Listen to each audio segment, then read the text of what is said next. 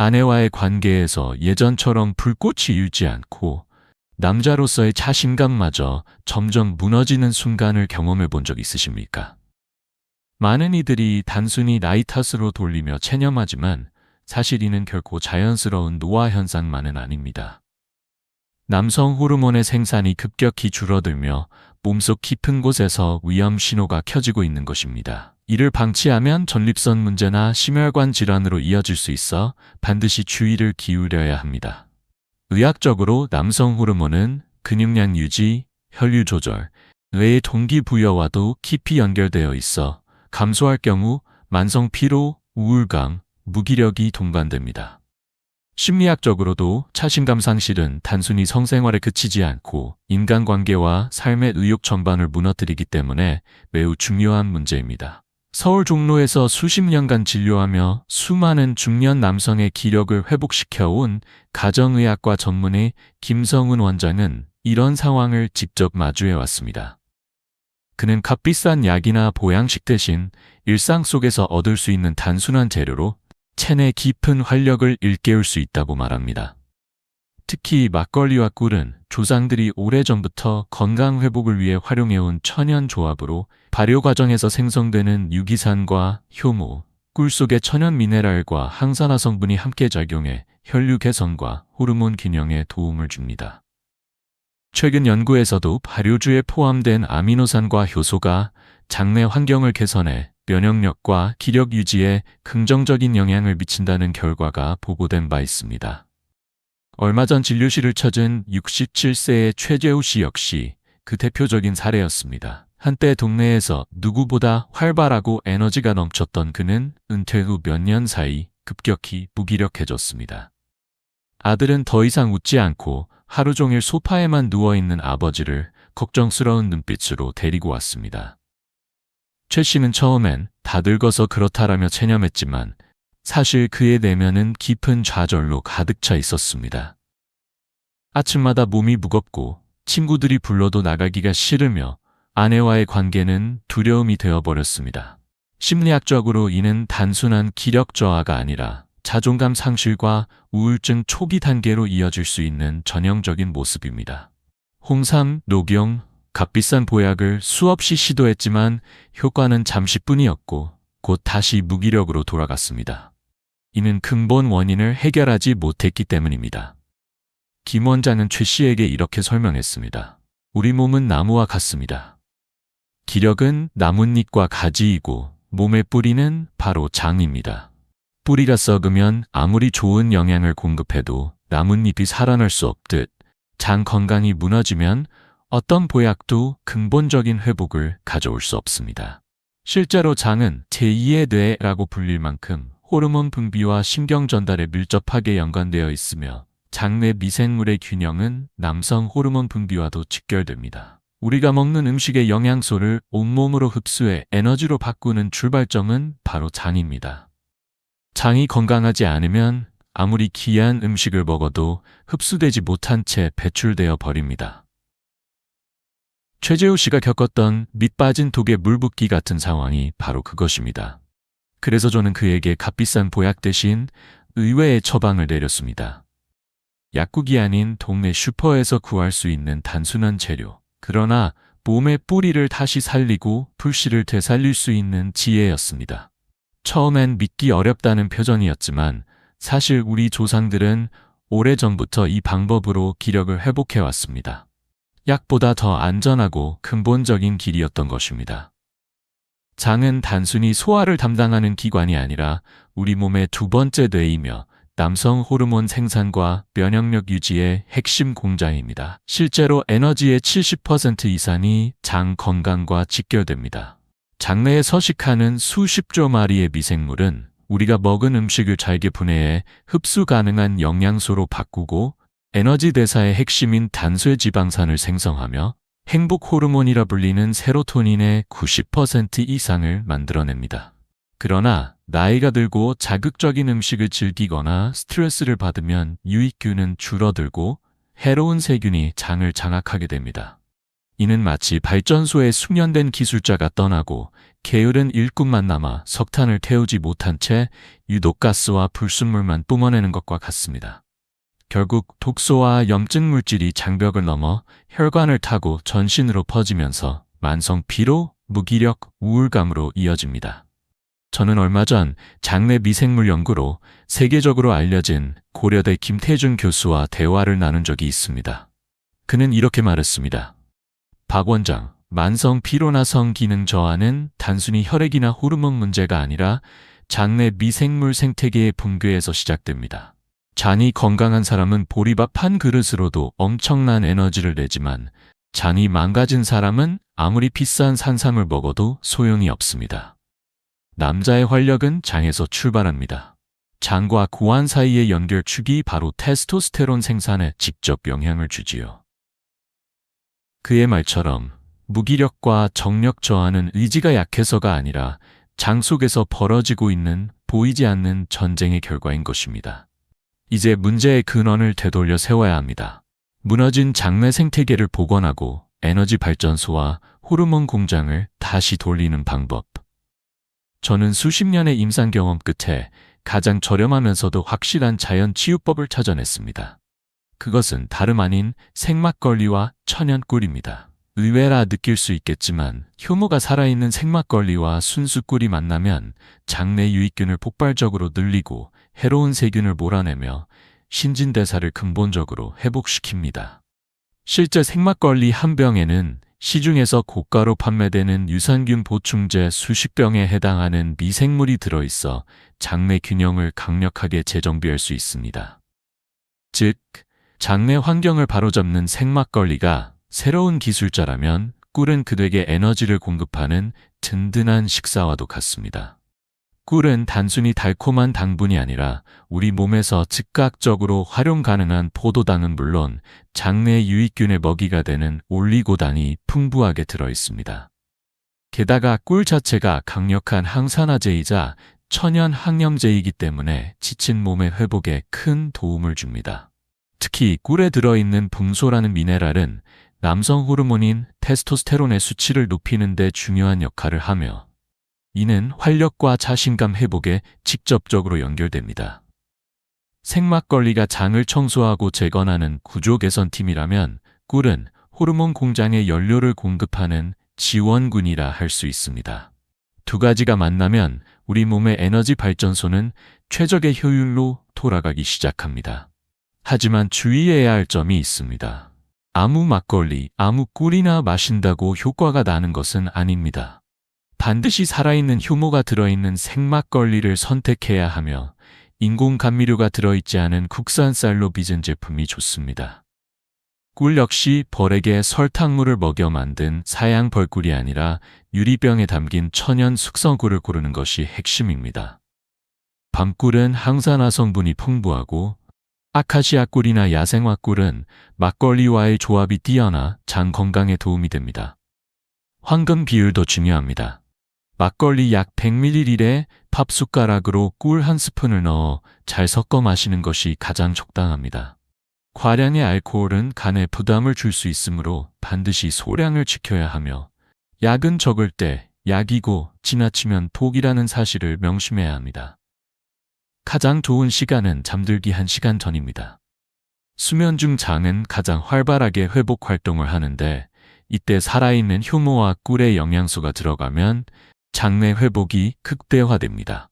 또한 막걸리의 적당한 알코올과 꿀 속 트립토판은 숙면을 유도해 피로 회복에 도움을 줍니다. 온도 역시 중요합니다. 너무 차갑게 마시면 장 운동을 방해할 수 있으므로 냉장고에서 꺼낸 후 10분 정도 두어 미지근하게 마시는 것이 가장 이상적입니다. 이때는 반드시 막걸리와 꿀만 드셔야 하며 기름진 안주와 함께 마신다면 오히려 살이 찌고 소화에 부담을 줄 수 있습니다. 이는 단순한 술자리가 아니라 내 몸을 되살리는 치유의 시간임을 기억해야 합니다. 그러나 아무리 좋은 방법이라도 모든 사람에게 맞는 것은 아닙니다. 간경화, 지방간, 간염 등 간 질환을 앓고 있는 분들은 알코올 자체가 해로울 수 있으므로 절대 시도해서는 안 됩니다. 또한 당뇨 환자는 꿀에 포함된 당분으로 인해 혈당이 급격히 상승할 수 있으니 반드시 의사와 상의 후 섭취해야 합니다. 안전한 활용을 위해서는 자신의 몸 상태를 정확히 아는 것이 무엇보다 중요합니다. 이처럼 생막걸리와 꿀의 조합은 단순한 민간요법이 아니라 의학적 원리에 근거한 자연 치유법으로 올바른 재료 선택과 섭취 방법을 지키면 몸의 뿌리를 회복시키고 삶의 활력을 다시 불러올 수 있습니다. 꿀 대신 프락토올리고당을 소량 섭취하는 방법도 있지만 이는 반드시 전문가의 조언을 받아야 합니다. 무엇보다 중요한 것은 내 몸의 현재 상태를 정확히 아는 것입니다. 두 번째 원칙은 절대 과음하지 말라는 것입니다. 하루에 막걸리 반잔, 즉 약 100ml가 가장 이상적인 양입니다.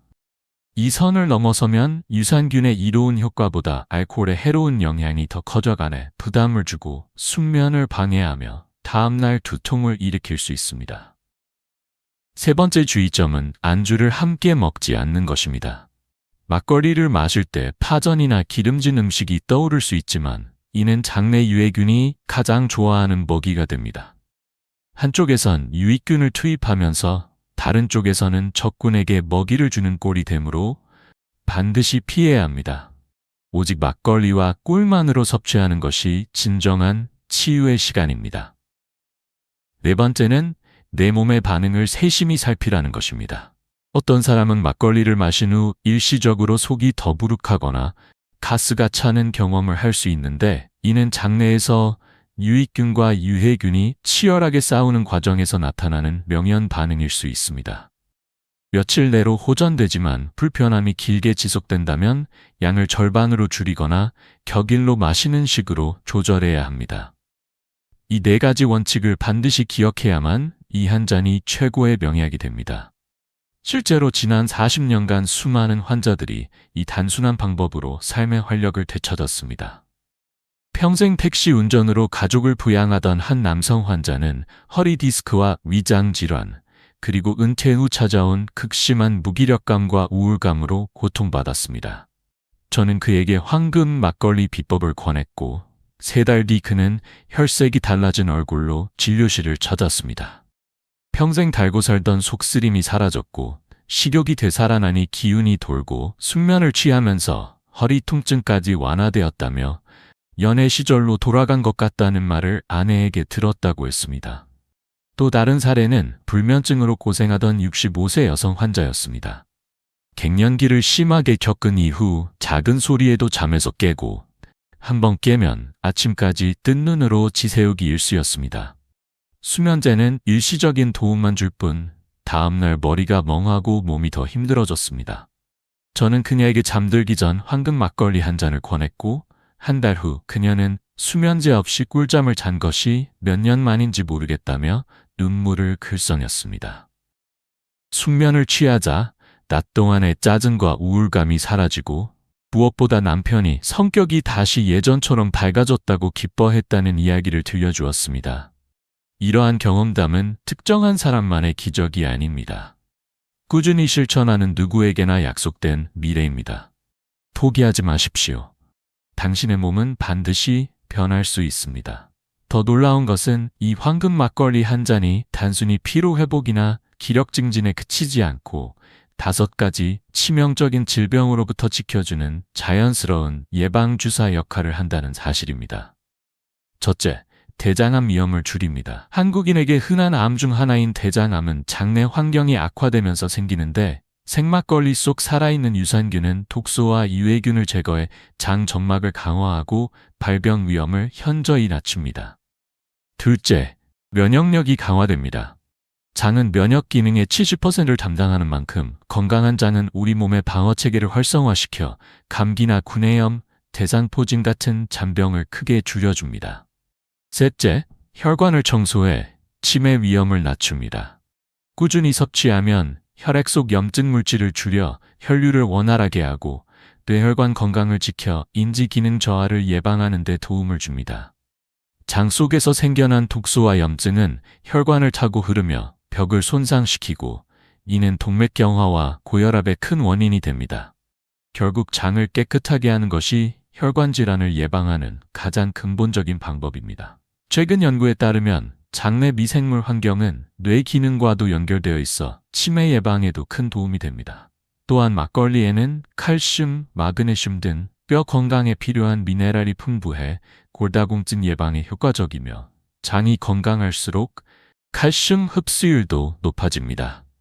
게다가 장은 행복 호르몬이라 불리는 세로토닌의 90% 이상을 만들어내므로 장이 회복되면 마음까지 밝아지고 우울과 불안이 줄어듭니다. 잠들기 전 마시는 작은 한 잔이 단순한 술이 아니라 몸과 마음 전체를 되살리는 최고의 투자라는 사실을 기억해야 합니다. 중요한 것은 거창한 비법보다도 매일 자신을 돌보는 작은 습관입니다. 지금까지 가족을 위해 희생하며 살아왔다면 이제는 스스로를 위한 선물을 하십시오. 황금 막걸리 한 잔이 그 시작이 될 수 있습니다. 단, 좋은 막걸리와 천연꿀을 고르고 소량만 지키며 간질환이나 당뇨 환자는 반드시 전문가와 상의해야 합니다. 그리고 무엇을 먹느냐 못지않게 생활 습관이 중요합니다. 식사를 너무 빨리 하거나 먹고 바로 눕는 습관은 장을 망치는 지름길입니다. 결국 장 건강은 음식보다 생활 습관이 좌우한다는 점을 꼭 명심해야 합니다. 지금부터 장내 유익균을 몰살시키는 최악의 습관 3가지를 말씀드리겠습니다. 혹시 이 중 하나라도 당신의 습관이라면 오늘 당장 멈추셔야 합니다. 첫 번째 파괴자는 빨리 먹는 습관입니다. 음식을 제대로 씹지 않고 급하게 삼키면 소화되지 않은 큰 음식 덩어리가 장으로 내려가고 장내 미생물들은 이를 분해하기 위해 과도한 일을 하게 됩니다. 그 과정에서 가스와 독소가 발생해 속 더부룩함, 심한 방귀 냄새로 이어집니다. 오늘부터는 최소 10번 이상 꼭꼭 씹는 습관만 들여도 장이 훨씬 편안해질 것입니다. 두 번째 파괴자는 식후 바로 눕는 습관입니다. 음식을 먹고 곧바로 눕게 되면 위 내용물이 식도로 역류하기 쉬워지고 이는 식도염증은 물론 장 건강에도 악영향을 줍니다. 반드시 식사 후 30분 이상은 가볍게 걷거나 앉아서 시간을 보내야 소화 시스템이 무너지지 않습니다. 세 번째 파괴자는 항생제 남용입니다. 항생제는 나쁜 세균만 죽이는 것이 아니라 장내 유익균까지 무차별적으로 몰살시킵니다. 불필요한 복용은 장내 환경을 황폐하게 만들기 때문에 반드시 의사의 정확한 진단과 필요에 따라 복용해야 합니다. 그렇다면 장 속 유익균 군대를 더욱 강력하게 키울 수 있는 지원군은 무엇일까요? 바로 식이섬유입니다. 프로바이오틱스만 먹고 식이섬유를 섭취하지 않는 것은 총만 주고 총알을 주지 않는 것과 같습니다. 식이섬유는 유익균의 먹이가 되어 그 수를 폭발적으로 늘리고 활동을 활발하게 만들어줍니다. 대표적인 식이섬유 3총사는 양배추, 사과, 기리입니다. 양배추는 위 점막을 보호하고 풍부한 섬유질을 공급하며 사과 껍질 속 팩틴은 장 운동을 도와 변비를 예방합니다. 귀리의 베타글루칸은 유익균을 키워줄 뿐만 아니라 혈중 콜레스테롤 수치를 낮추는 효과까지 있습니다. 이제 하루 식단을 상상해 보십시오.